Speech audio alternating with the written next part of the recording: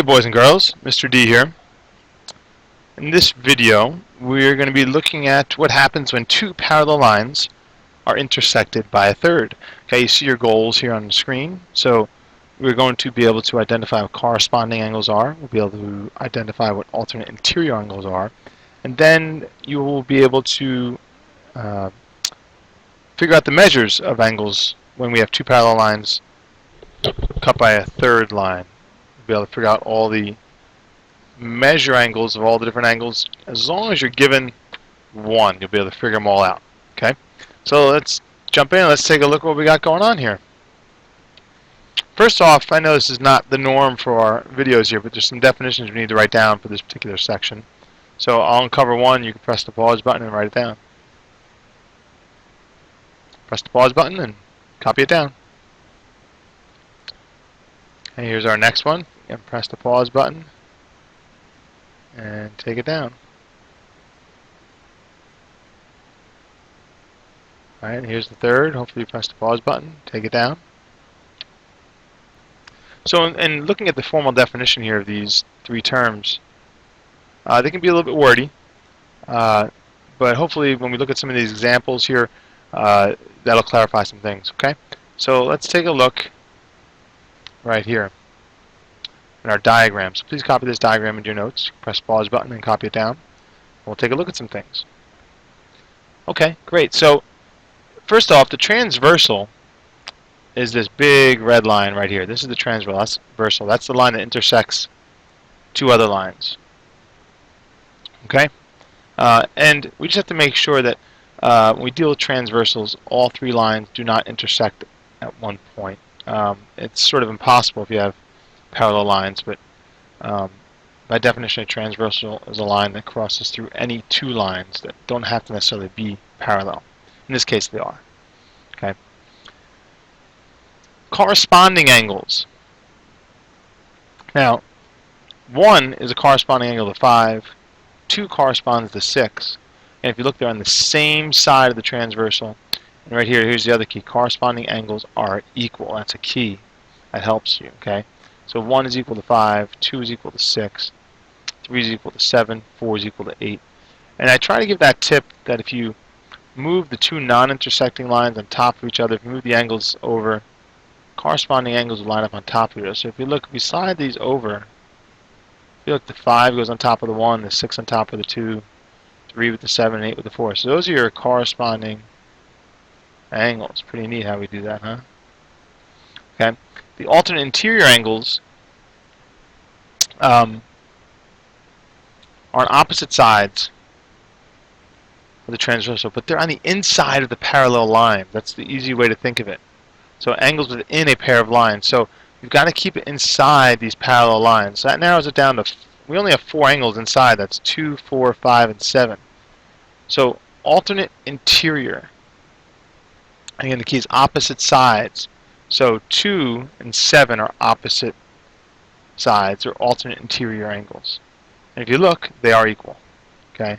And the same thing with 4 and 5. 4 and 5 are alternate interior.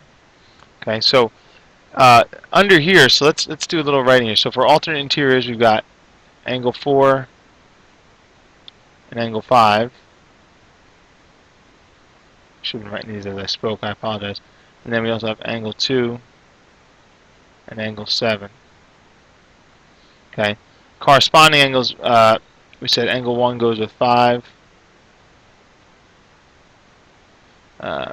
3 goes with 7. 4 goes with 8.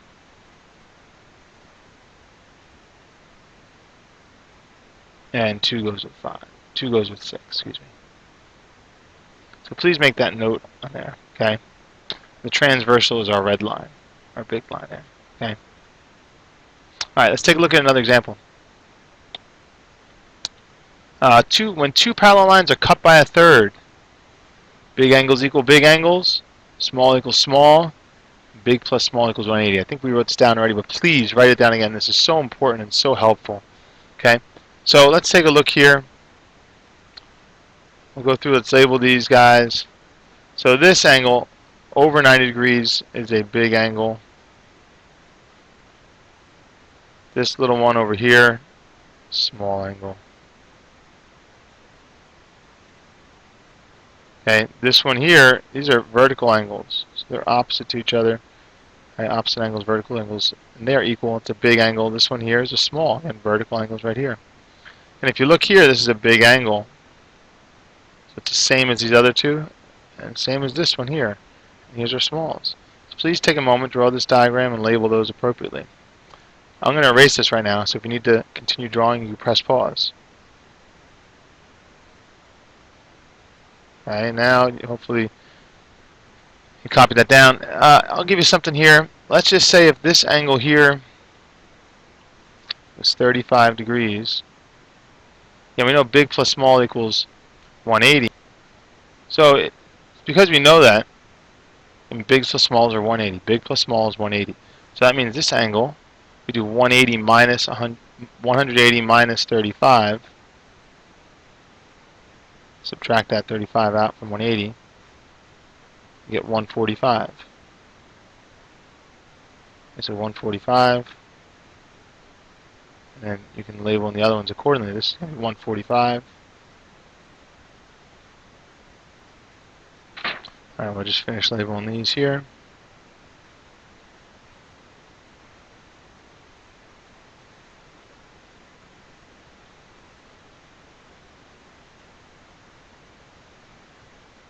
Okay, and that's how they would all label up, okay?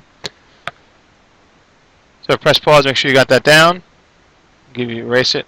You could draw it for a third time now. Draw those same two lines set up for a third time. Okay?